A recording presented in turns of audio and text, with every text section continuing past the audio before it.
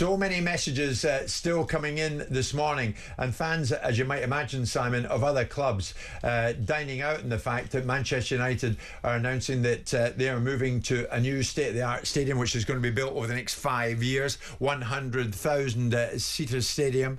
Many of them saying, yeah, you're going to have Tottenham with a wonderful stadium in the south, but no team on the pitch that can win anything, and you're going to have a fabulous new stadium in the northeast and a team in the pitch which may be incapable of winning anything as well. We shall see, because winning on the pitch is all that really matters, is it not? And that's exactly what Newcastle United did last night.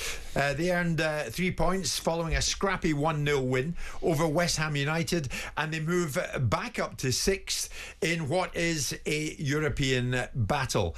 It's a kind of result Newcastle would have wished for, though, Simon, would it not? Ideally, with a few days away, they're heading to Wembley. In terms of momentum, you want a win to take you to Wembley for Sunday's Carabao Cup final. I mean, it's a great result, and obviously they put some of the players out on the field that some might have said they might have wanted not to put out there, given they had a game on a Sunday. A big game, a cup final that they desperately want to win. So he's played players like Isak and given them, you know, a game where people might have thought they'd been wrapped in cotton wool. Yeah. They've gone and got 3 points, which gives them forward momentum for the league and also for a good start to the week. So I think it's a great outcome for them. Sure. I'm surprised. I thought that he might have rested more players. And he didn't. No, he didn't. They went for it, and Bruno Guimaraes was the hero of the hour. You wonder who's thinking what behind the scenes though at Newcastle, because Newcastle Chief Executive Darren Eales, I know Darren, I saw him recently at Southampton, and we had a chat. He has claimed that a place in Europe of any type would be acceptable for Newcastle. He says, we want to be in Europe. We want to be competing there. Clearly, the higher level in Europe you're at, the more the revenues are. This is something that is clearly a focus for us. To be clear, at the start of the season, European qualification would have been our aim.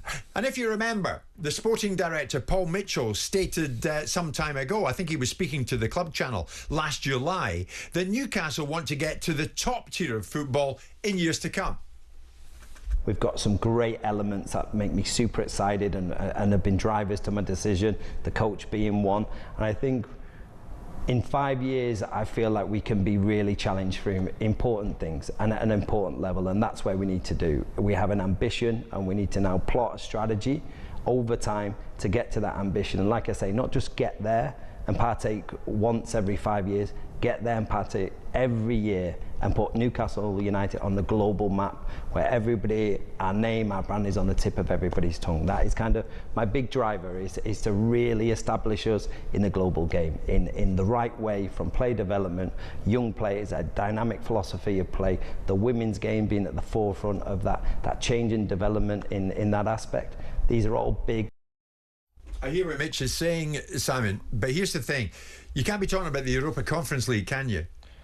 What Newcastle have to focus on and only focus on is doing it in the Champions League, right? Well, they can only eat what's on their plate, and ultimately, if they can't find themselves into the top 6 in a particular season, they'll take the European Conference League, because if they can win it, it's a European competition. Other people of significant names have won that competition. No, they want to be in the Europa League. They want to be in the Champions League.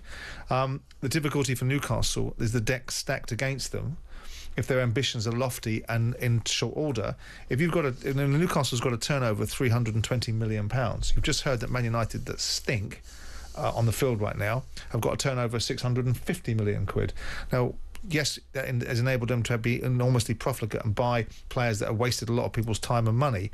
But in order to be successful, you do have to be able to spend, and they're prohibited from that. And so 320, it all depends what happens with the governance. If the governance of the game changes and that enables the investment into the team to be more significant without the restrictions of either a wage-related percentage of turnover or the current loss regime, I think it's very difficult for Newcastle to consistently keep working the oracle of producing a very enigmatic team that people enjoy watching with lots of passion because their fans are behind it, but actually getting themselves into the higher echelons of the league. Because when you're trying to compete with Man City, Liverpool, Arsenal, Chelsea, eventually a Man United that get themselves together, There's 5 clubs that have got turnovers that are north of £500 million. I don't know how you bridge that gap. You've got to try, if you get into the Champions League, of course you get 30 million quid extra from doing that, and maybe 30, 40, 50 million quid of additional opportunities, because if you get through it and you've got gate receipts and commercial sponsorships and other things that you can monetise as a result of it, but you've still got a long way to go. Yeah. So I think it's difficult for them. I'd like to see them do it. Yeah, well, I would like to see them do it, because I have a great affection for Newcastle United. If they beat Liverpool in the Carabao Cup on Sunday, they can secure a place in the Europa Conference League. Yeah. But here's the thing, if Eddie Howe fails to achieve Europe with 2 bites of the cherry, how much road will they have left? I think you have to judge Eddie. I've always said, and I don't make any apology for it, and I said it to him when I spoke to him, and I don't make any apology for it, is I've always felt that he's a gatekeeper. And then you've got such luminaries as Pardew that took exception to that because he doesn't understand what I mean. Ultimately, what I mean is it's very unlikely that the ambition, the lofty ambition of the Saudis that didn't buy Newcastle so they could win the League Cup, they bought Newcastle so they could win the Premier League and win the Champions League, and they'll take the League Cup in the meantime because it means so much to the fans. But my perception was that always Eddie might be a very valuable and deserving rewarded perspective of achieving something for Newcastle, which is getting a good side, getting a team that's really competitive in the Premier League that people actually like to watch. But is he going to win something for Newcastle? Maybe he'll win the League Cup on the weekend.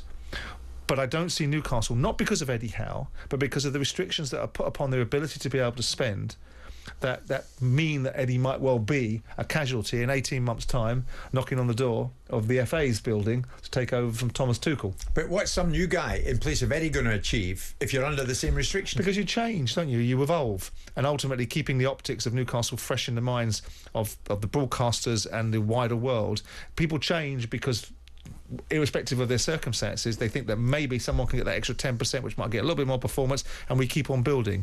I'd like to think that the governance of the game changes so that Newcastle of the world, that when you've got this sustainability argument, I don't know how anybody can keep a straight face and suggest that a big part of the reasons why we have governance is for sustainability, and then argue that the people that own Newcastle aren't sustainable. And argue that ultimately the sustainability of Newcastle is pretty much wrapped in copper bottom protection, that they've got people that have got more money than God that own them, and are quite prepared to fund them and quite prepared to give up guarantees to make sure that Newcastle as a club are not put into any existential jeopardy by their spending patterns. So the sustainability argument is just nonsense. It's just a nonsense, stupid governance argument that's actually unwinding some of the best parts of the Premier League. One of these stories of the season on the field of play, and they've been magnificent, Bournemouth. Incredible where you think where they've got to under this man Raiola. Very shortly you're going to hear from the man who's had a huge hand in bringing it all about. The owner across the pond, Bill Foley, has been in conversation with talkSPORT's chief football correspondent Alex Crook. That's on the way. Jim White and Simon Jordan. Monday to Friday mornings from 10 on AM, on DAB, via the talkSPORT app and on your smart speaker. talkSPORT.